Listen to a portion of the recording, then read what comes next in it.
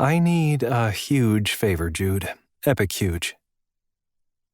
Sitting across from my best friend / roommate / only person on the planet who can get me to do huge favors for him, I finish chewing my bite of burger.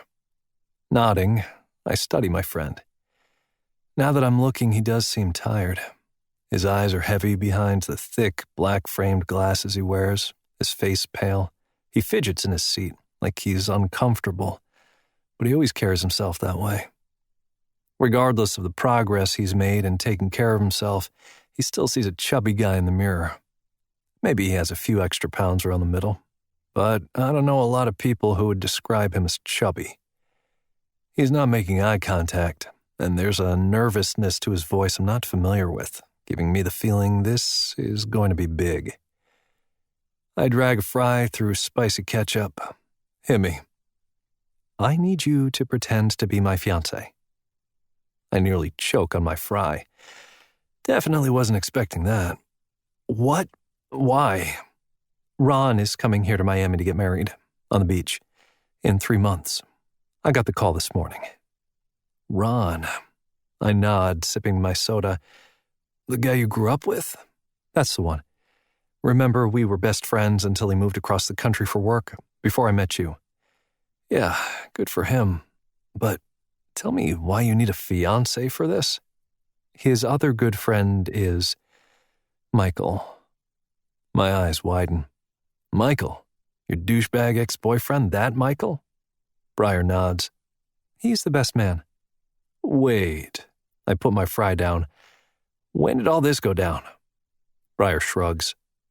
The way Ron tells it, Michael got a job promotion and they ended up in Chicago together. Michael looked him up and they started hanging out a lot. He frowns, dragging his finger up and down the water beading on his lemonade glass. Which is fine, of course. They're friends, and I never expected anyone to side with me. But they should have. There are 2 sides to every breakup, right? Yeah, but you didn't cheat or... I stopped myself to avoid the sensitive subject of Briar's past weight, but I'll never forgive Michael for being a dick about it, even though I never met the guy. Anyway, you have to go? He asked me to be a groomsman. Makes sense. We used to be close. Isn't this a lot for a short-notice beach wedding? Yeah. His fiancée is pregnant, and they don't want to tell her family, so they're in a hurry without trying to look like they're in a hurry. I see. I eat my fry, still trying to process this. Tell me again why you need a fiancé? Michael has one. My mouth falls open. Oh man, dude, I'm sorry. His eyes fill with tears, but he blinks them away. It's okay. He laughs it off. I think these are tears of humiliation for all the years I wasted on him. Hey, I touch his hand. It wasn't a waste. You learned a lot. Every breakup teaches us something, and if we learn the lesson, we become better people. He nods, forcing a smile. True. Neither of them know you, so I figured it was a safe little white lie.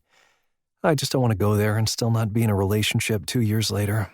I don't even know someone I could ask to go as a date. I mean, I thought about the guys at work, but that felt even more awkward than asking you. I study his face, kind of pissed off that the guy can still make Briar feel like shit all this time later. When I met Briar at the gym where I work out, he was struggling to lift weights too heavy for him, so I jumped in and offered a spot, talked him through it, and helped him adjust his technique. He asked me to go for coffee as a thank you, and we hit it off immediately. It was only after hanging out almost daily for months that he revealed he was gay.